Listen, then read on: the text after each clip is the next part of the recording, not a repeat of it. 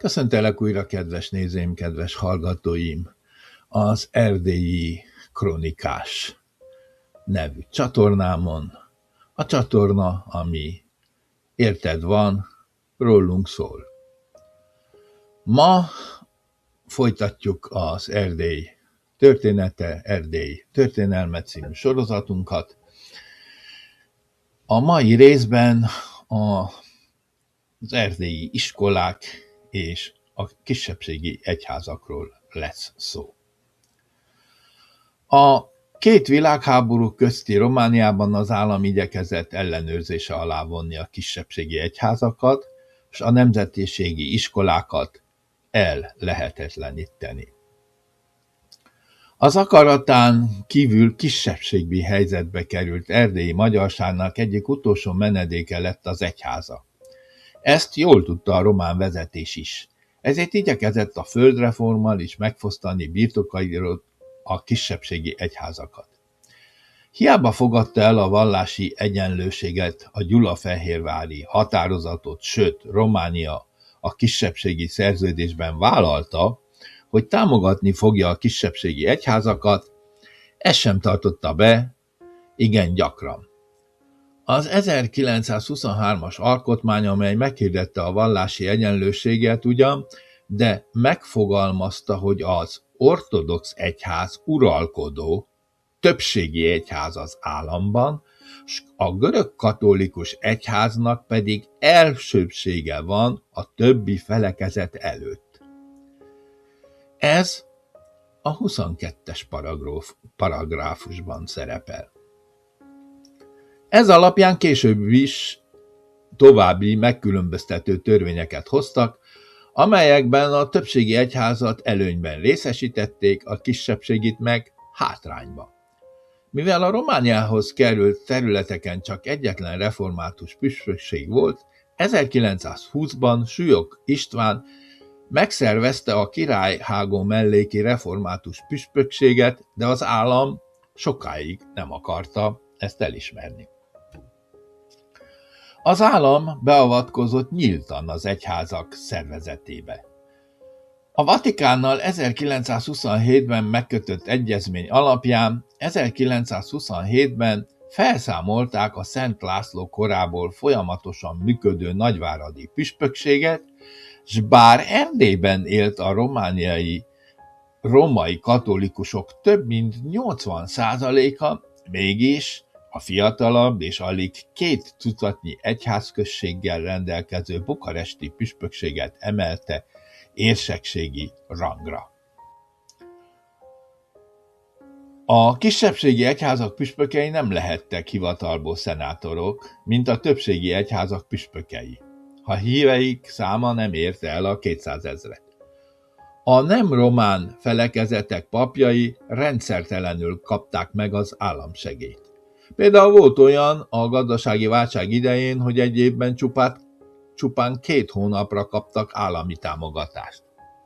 Az is előfordult, hogy a támogatás összege kevesebb volt, s így 1937-ben egy magyar képviselő interpellált a parlamentben, mert a költségvetési törvény az kezdő ortodox lelkészeknek havi 4060 lejt hagyott jóvá, a protestánsoknak csak havi 1002 lejt. Vagyis 1200 lejt. Az erdélyi magyar főpapok derekasan helytáltak, s igyekeztek megvédeni a rájuk bízott híveket. Közülük is kiemelkedő szerepe volt Márton Áron gyulafehérvári római katolikus püspöknek, aki hosszú élete során született 1896-ban, meghalt 1980-ban, minden rendszerben megmaradt a helytállás, a kitartás és az emberiség példaképe. Eddig beszéltünk az egyházról, most az egyház helyzetéről, most folytatjuk a magyar nyelvű oktatással. A magyar nyelvű, anyanyelvű oktatás ezekben az évtizedekben számos megpróbáltatáson ment keresztül. Rövid idő alatt a román állam szinte teljesen felszámolta a magyar nyelvű állami iskolákat, s csupán a felekezeti, egyházi iskolákban taníthattak magyarul. A nemzetiségi felekezeti iskolák nem kaptak állami támogatást, itt magasabb volt a tandíj, s nem sok ember engedhette meg magának, hogy gyerekét ilyen iskolába járassa. A magyar középiskoláktól megmondták a nyilvánossági jogot, ami azt jelentette, hogy az itt végzettek okleveleit az állam nem ismerte el. A végzettek, ha tovább akartak tanulni, idegen vizsgabizottság előtt románul kellett érettségizzenek. Összesen 8 tantárgyból. Az ilyen vizsgákon a végzősöknek legfeljebb negyede, harmada ment csak át. A kolozsvári Magyar Egyetemet már 1919 őszén románná alakították át. 1920-ban a magyar egyházak hiába akarták egy felekezeti egyetemet létrehozni, az állam nem engedélyezte ezt. A magyar fiatalok közül igen kevesen tanultak tovább állami egyetemeken. Kezdetben azért, mert nem tudtak románul. Meg tandíjra sem volt pénzük. Sokan emiatt Magyarországon tanultak tovább. A román iskolarendszer fő célja a nemzetiségek beolvasztása volt. Ahol nem szűntek meg a nemzetiségi állami iskolák, ott egyre több tantárgyat kellett románul tanítani. Többek között az alkotmánytant, Románia földrajzát, a románok történetét és sok mást. Megkezdődött már az óvodákkal, amelyek tanítási nyelve román volt. 1933-ban az erdélyi 673 állami óvodából egynek sem volt magyar tanítási nyelve. Az óvónők többsége román volt. Az 1924-es általános iskolákról szóló törvény bevezette a kultúrzóna rendszerét, a nemzetiségi többségű vagy jelentős nemzetiségi lakossággal rendelkező megyékbe tanítóknak román, az Ókirályságbeli oktatókat neveztek ki, akik egy sor kedvezményt kaptak, hogyha Erdélybe telepedtek, és itt dolgoztak, meglaktak, így ők lettek egyértelműen a románosítás élharcosai.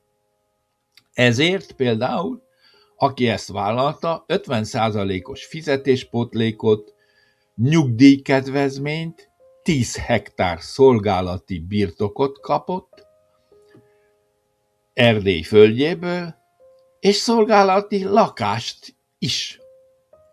És ezek csak a fontosabbak. Még más, sok más ilyen előnyt élvezhettek.